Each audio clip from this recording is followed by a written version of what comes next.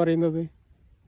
പല ആളുകളും കേൾക്കുന്നുണ്ട് അവിടുത്തെ രാജാവ് ലുലു മാളിൽ പോയിട്ട് പിന്നെ ചാളമത്തി വാങ്ങാൻ വന്നിട്ടുണ്ട് എന്നും പറഞ്ഞിട്ട് വീഡിയോ ഇട്ട് അവിടുത്തെ രാജ്യത്തിൻ്റെ മഹാത്മ്യം പറയുന്ന ആളുകളുണ്ട്. കുറേ പ്രവാസികളായ ആൾക്കാർ.